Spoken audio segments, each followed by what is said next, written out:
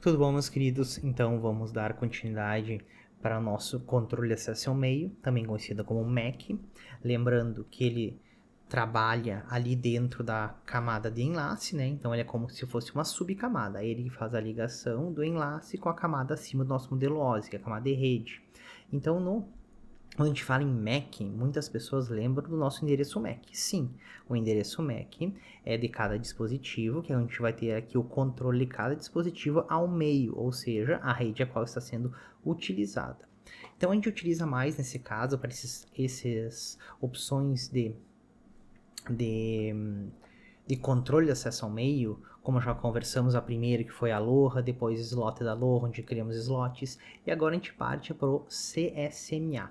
Então assim, ó, na camada de enlace nós temos o endereço de cada dispositivo e ele faz um pedido de acesso ao meio, a como que ele vai acessar o meio para ele poder trafegar os seus dados sem gerar colisão. Porque lá na Aloha nós apenas tínhamos 18% de eficiência, no slot da Aloha 37%, porque no primeiro ele não escutava o meio, no segundo também ele não escutava o meio, só que agora com o modelo CSMA, que é Carrier Sense Multiple Access, nós temos já a questão de escutar ao meio. Então, eu vou escutar antes de eu transmitir. Isso ajuda a diminuir as nossas colisões, mas não quer dizer que não ocorram colisões, certo?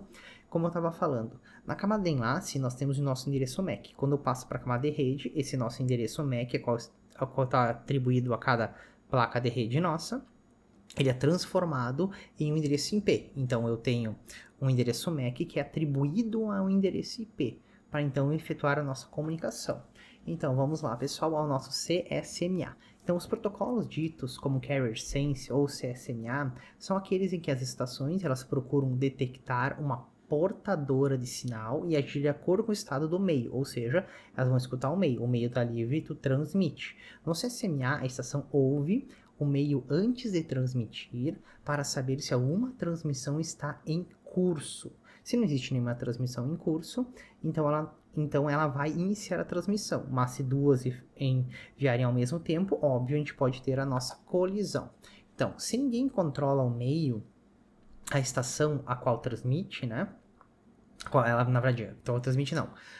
Se ninguém controla o meio, a estação transmite. Caso contrário, ela espera por um período de tempo e tenta novamente. Se uma colisão ocorre quando dois nós tentam transmitir ao mesmo instante, então é aí que vai ocorrer a nossa colisão, porque está todo mundo escutando. Está livre, transmito. Se dois estiverem livres e transmitirem ao mesmo tempo, eu vou gerar uma colisão, óbvio, né? Porque não tenho como adivinhar que eles iriam transmitir ao mesmo tempo, mas para isso existe algumas estratégias quando o meio estiver ocupado. Então são dois algoritmos, o algoritmo não persistente, também conhecido como NP-CSMA, e o algoritmo persistente, o PCSMA. Em ambas essas estratégias, as nossas estações, após transmitirem, elas esperam pelo ACK. O que é o nosso ACK? O ACK é a nossa resposta da transmissão. Se deu tudo certo com o pacote a qual eu enviei, por um determinado tempo. Se ele não recebeu o ACK, ele retransmite. Então isso é levado em conta com o retardo da propagação de ida e de volta, mais o fato que a estação que enviará o ACK também disputará o direito de acesso ao meio. Então tem que levar tudo isso em conta.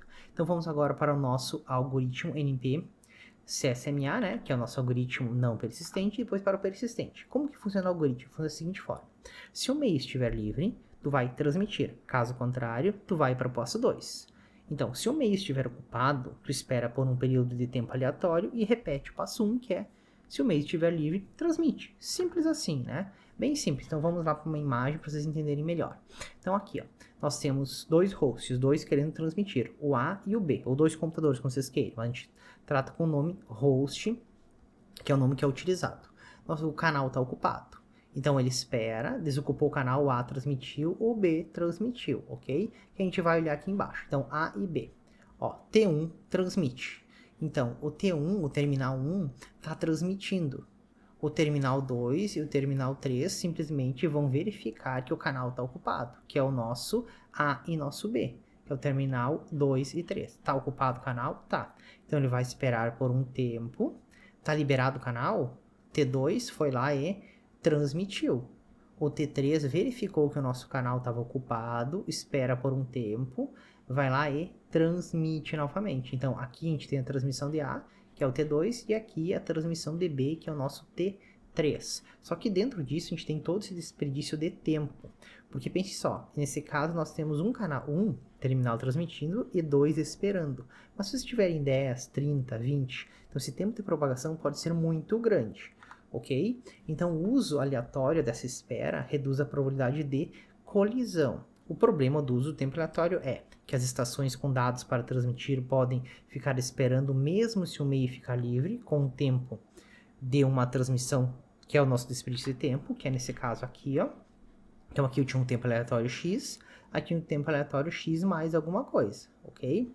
Então, ele esperou por esse tempo T3, esperou por o mesmo tempo, só que aqui era um aleatório que era maior. Só que ele não verificou que o meio estava livre. Então, ele só esperou por um tempo para transmitir e tentar novamente o acesso ao meio. Então, isso aumenta esse desperdício de tempo. E aí, a gente vai para o nosso PCSMA, que é o persistente, que existe duas variações dele, o 1 persistente e o P persistente. Na variante 1 persistente, o desperdício do tempo ele é totalmente eliminado, então a gente corta tudo esse. Mas a estação, ela transmite imediatamente, né? Quase que eu falei imediatamente ao ficar o meio livre. E nesse caso, uma colisão, caso ela ocorra, né? Com certeza, duas estações estarão querendo transmitir ao mesmo tempo. Vamos lá para o nosso algoritmo? Vamos lá, o algoritmo. Se o meio estiver, persistente, se o meio estiver livre, transmite. Caso contrário, passo 2. Se o meio estiver ocupado, tu continua escutando o meio até que seja livre. E daí tu transmite imediatamente, mas também pode dar o caso, que é nessa aqui, ó, uma colisão pode ocorrer, com certeza, caso duas estações queiram transmitir. Pode também dar colisão, que é o nosso caso aqui, ó. A gente tem o A e tem o B. Canal ocupado, certo? O A está escutando. Então, ó, canal ocupado, está escutando. Vai lá, certo? Liberou o canal e aqui está o A e o B tentando transmitir. Vamos pro primeiro exemplinho de cima? Então vamos lá para o mais simples. O canal está ocupado, o A está escutando, está ouvindo ali. Liberou, foi lá e transmitiu. Então, ó, A transmite assim que o canal fica livre. P igual a 1, igual a 100% de probabilidade de transmitir com o meio livre. Foi lá e transmitiu. Agora, quando há uma colisão, o canal estava ocupado, estava A e B ouvindo. Livrou o canal, A e B transmitem, o qual vai gerar uma colisão, porque estão transmitindo ao mesmo tempo. Só que o suspense agora, com 10, 20, 30 tentando transmitir. Essas colisões podem ocorrer, por isso que existem outras estratégias. A solução desse compromisso, que reduz essas colisões, como o não persistente, é o tempo desperdiçado com um persistente. Que agora a gente vai para o P persistente, certo? Então o algoritmo fica um pouquinho diferente. Agora, como que ele vai tratar? Se o meio estiver livre, tu transmite, né, com uma probabilidade P. Isso quer dizer o fato que o meio estiver livre não implica necessariamente na autorização do acesso ao meio. Ou tu aguarda um período de tempo fixo com probabilidade 1 menos P. O período de tempo de espera é tipicamente igual ao retardo máximo da propagação, ok? E outro caso, se o meio estiver ocupado, continua a ouvir até que o canal esteja livre. Então, repita o passo 1. E é sempre esse mesmo passo, pessoal. Aqui, ó. Aqui eu tenho o terminal 1, 2 e o 3. O T1 está transmitindo, então o T2 e o T3 estão escutando. Estavam escutando, tá? O T2 livrou o canal, T2 enviou. Então, o T2 está transmitindo. Agora tem o nosso T3 escutando. Só que ele gerou um desperdício de tempo, ó. T3 podia entrar aqui, mas só entrou lá. Por causa desse tempo que ele vai esperar, que ele vai ficar esperando, né? E, então vamos para o nosso resuminho, pessoal, que é a comparação e que a gente fala do CSMA-CD. Então assim, ó, os protocolos CSMA persistente ou não persistente, eles são claramente uma melhoria em comparação com o nosso Aloha, né? Porque o Aloha, o Puro e Aloha, que é o nosso primeiro, a gente tinha só sucesso de 18%. No Slotted Aloha, que a gente cria slots para transmitir, só transmite entre os slots, a gente perde muito tempo também, mas é uma melhoria bem grande referente ao Aloha, ele já parte para 37%. Então assim, ó, com respeito ao Aloha, garante que nenhuma estação comece a transmitir quando percebe que o canal está ocupado. Então, tu já diminui bastante as colisões. Tu perde tempo, perde, mas tu ocupa muito mais o canal do que no Aloha e slot da Aloha. Que tu perde muito tempo e gera muitas colisões. Ambas as técnicas, o Aloha e a CSMA, o quadro sempre continua sendo transmitido mesmo que tenha colidido um com o outro. Isso ocorre por quê? Porque a detecção de colisão nesses métodos só é realizada depois da transmissão, tu não verifica antes. Isso também significa que o meio permaneça ocupado, né, enquanto perdura a transmissão de quadros colididos e danificados. Ou seja, tá transmitindo a colisão, tu só verifica no final, mas tu vai continuar transmitindo durante todo o tempo que tu vai ter até enviar todos os pacotes, né? São, no caso, nossos quadros ali. Então, nessa situação, para o envio de quadros de grande tamanho, ocorre um considerável desperdício da capacidade da nossa transmissão. E esse desperdício pode ser reduzido se a estação continuasse a escutar o meio durante a sua transmissão. Então, nesse caso, uma colisão poderia ser detectada durante a transmissão do quadro. A ideia, tá escrito ideia errada ali, pessoal, ideia não tem mais acento, tá? Então, a ideia é continuar escutando o meio e parar de transmitir se a colisão for detectada. Então, isso é a base para o CSMA-CD. Então, a gente faz a mesma aplicação, só que depois de iniciar o envio, ele continua escutando o meio para verificar se teve colisão. Ah, teve colisão, para. Então, um CD, que é colisão, com detecção de colisão que nós vamos ter.